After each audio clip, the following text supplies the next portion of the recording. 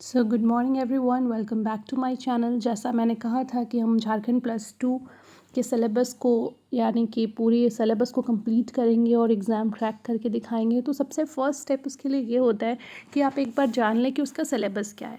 और मैं बेसिकली सिर्फ बायोलॉजी का प्रिपरेशन कराऊंगी। तो बायोलॉजी में दो चीज़ें आती हैं, पार्ट ए में जूलॉजी और पार्ट 2 में बॉटनी। पेपर 1 जो होता है वो मेरा नहीं है, मैं उसको प्रिपरेशन नहीं करा रही हूँ, वो जनरल पेपर है। मैं सिर्फ पार्ट 2 यानी पेपर 2 प्रिपेयर कराऊंगी। इसमें जो बायोलॉजी का पार्ट ए जूलॉजी है उसमें सबसे फर्स्ट है general survey, classification and relationship of various phyla. अलग अलग फाइला का क्लासिफिकेशन और रिलेशनशिप, जिसमें सबसे पहले आप प्रोटोजोन के बारे में पढ़ोगे, then Porifera, then Coelenterata, then Helminth, then Annelida, Arthropoda, Mollusca, Echinodermata, Pisces, Amphibia, reptile, Aves. और ये सारी चीज़ें आपने देखी हुई है, आपने क्लास 9th में भी पढ़ी है एंड क्लास 11th में भी पढ़ा है। उसके बाद आप ग्रेजुएशन लेवल में भी पढ़े हो, मास्टर्स में भी पढ़े हो, तो बस वही आपको पढ़ना है। जिसमें सबसे फर्स्ट आपको प्रोटोजोआ के बारे में पढ़ना है। इसमें आपको उसका स्ट्रक्चर, बायोनॉमिका, पारामीशियम का, मोनोसिस्टिक्स का, यहाँ पे थोड़ा सा जो है वो मिसअंडरस्टैंडिंग हुई है, मिसप्रिंटिंग हुई है, ये आपका मोनोसिस्टिस है। एंड देन मलेरियल पैरासाइट्स जो होते हैं, ट्राइपेनोसोमा, लिशमैनिया, इनके लोकोमोशन, न्यूट्रिशन, रिप्रोडक्शन, सभी चीज़ों को डेप्थली पढ़ना है। देन पॉरीफेरा, इसमें आपको कनाल सिस्टम, स्केलेटन और रिप्रोडक्शन पढ़ना है। सिलेंट्रेटा, इसमें आपको उसके स्ट्रक्चर, ओबेलिया के स्ट्रक्चर और लाइफ हिस्ट्री के बारे में, ऑरेलिया के भी लाइफ हिस्ट्री और स्ट्रक्चर के बारे में। हाइड्रोजोआ में polymorphism, formation of corals, metagenesis, phylogenetic relationship for cnidarian and acnidaria, इनके बारे में पढ़ना है। हेलमिंथ्स में आपको उसके प्लानेरिया के स्ट्रक्चर और लाइफ हिस्ट्री के बारे में पढ़ना है। फेजिकोला, टेनिया, एस्कैरिस, इन सब के स्ट्रक्चर और लाइफ हिस्ट्री के बारे में पढ़ना है। फिर पैरासिटिक एडाप्टेशन पढ़ना है हेलमिंथ्स का। हेलमिंथ्स जो है उनका मैन से कैसा रिलेशन है उसके बारे में जानना है। देन एनेलिडा में आपको नीरिस, अर्थवॉर्म, लीच, इनके सिलोम, मेटामेरिज्म और mode of life in Pulicat, इसके बारे में पढ़ना है। ऑर्थोपॉड्स में आपको पैलेमॉन, स्कॉर्पियन, कॉकरोच, इन सब के लार्वल फॉर्म्स, और क्रस्कूटेशिया में पैरासिटिज्म, जो माउथ पार्ट, विजन और रेस्पिरेटरी सिस्टम होता है ऑर्थोपॉड्स में, वो पढ़ना है। सोशल लाइफ, मेटामॉर्फोसिस इंसेक्ट्स का कैसा होता है वो पढ़ना है, जिसमें आप हनी बी वगैरह पढ़ते हो। And then importance of peripatus. Okay, mollusca जो है इसमें आपको unio, pila, oyster culture, pearl formation, cephalopods, torsion, detorsion या डिटॉर्जन, गैस्ट्रोपोडा में पढ़ना है। इकाइनोडर्मेटा में आपको जो इकाइनोडर्मेटा हैं उनके general organisation, larval form, affinities, इन सब के बारे में पढ़ना है। साथ ही साथ जनरल ऑर्गेनाइजेशन और कैरेक्टरिस्टिक्स और इंटर रिलेशनशिप पढ़ने हैं, protochordate, Pisces, amphibia, reptilia, Aves and Mammalia के। न्यूटेनी और रेट्रोग्रेसिव मेटामॉर्फोसिस के बारे में भी पढ़ना है। जनरल स्टडी फिर हमें अलग अलग वर्टिब्रेट्स के पढ़ने हैं, जिसमें हमारा है पाइसेस, इनमें आपको लोकोमोशन, माइग्रेशन, रेस्पिरेशन पढ़ना है फिश में, और साथ ही साथ स्ट्रक्चर एंड एफिनिटीज़ पढ़ने हैं डिप्नोई के। एम्फीबिया में हमें ओरिजिन ऑफ एम्फीबिया पढ़ना है, उनका डिस्ट्रीब्यूशन, एनाटॉमिकल पिक्युलैरिटीज़ क्या क्या हैं, उनके एफिनिटीज़ क्या क्या हैं, इन सारी चीज़ों के बारे में। साथ ही साथ एपोडा के पैरेंटल केयर के बारे में पढ़ना है। रेप्टाइल्स, इसमें हमें origin of reptiles, adaptive radiation in reptiles, fossils reptile, poison and non poisonous snakes of India, poison apparatus of snakes, ये सारी चीज़ों के बारे में पढ़ना है। एव्स यानी चिड़ियाँ जितनी हैं उनके ओरिजिन, फ्लाइटलेस बर्ड, अडेप्टेशन क्या क्या होते हैं, माइग्रेशन कैसे करते हैं, उसके बारे में पढ़ना है।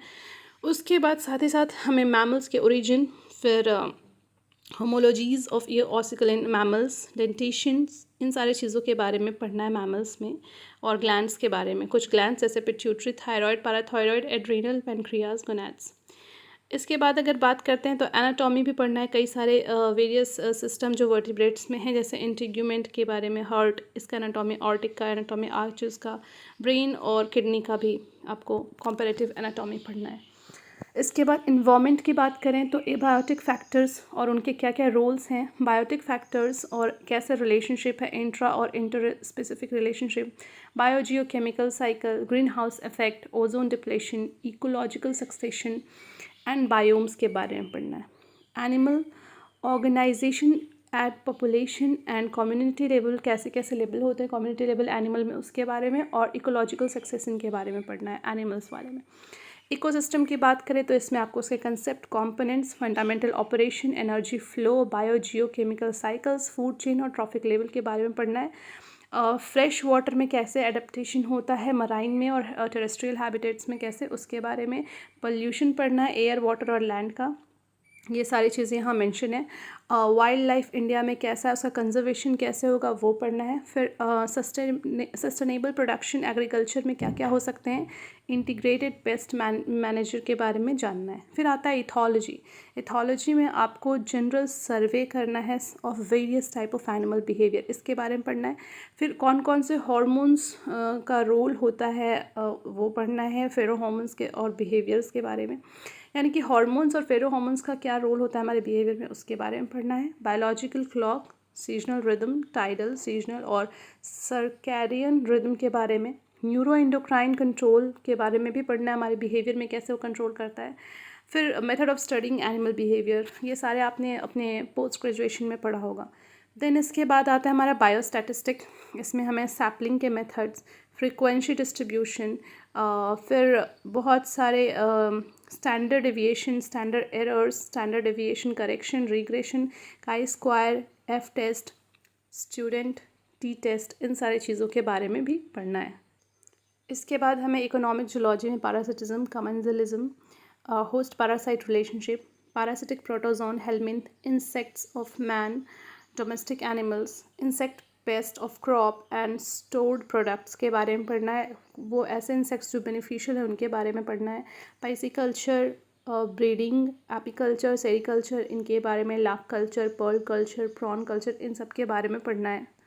इसके बाद cell biology, genetics, evolution and systematic, ये आपको मोस्ट ऑफ द +2 और हाई स्कूल एग्जामिनेशन में मिल जाएगा। तो सेल बायोलॉजी में आपको सेल का structure, function, cytoplasmic constituents, nucleus का स्ट्रक्चर, प्लाज्मा मेम्ब्रेन का स्ट्रक्चर, माइटोकॉन्ड्रिया, गोल्गी बॉडी, हर एक ऑर्गेनल्स के बारे में, endoplasmic reticulum, ribosomes, cell division, mitotic spindle, chromosome movement, इन सब के बारे में पढ़ना है। फिर जेनेटिक्स में आप एज यूजुअल जो पढ़ते हो, जीन का स्ट्रक्चर और फंक्शन, वाटसन क्रिक का मॉडल, डीएनए को जो उन्होंने दिया था, डीएनए का replication, genetic code, protein synthesis, cell differentiation, sex chromosome and sex determination के बारे में पढ़ना है। साथ ही साथ मेंडल के law of inheritance, recombination, linkage map, multiple allele, फिर mutation and evolution, meiosis, chromosome numbers and from structural rearrangement, polyploidy, cytoplasmic inheritance, regulation of gene expression in prokaryotes and eukaryotes, biochemical genetics, elements of human genetics,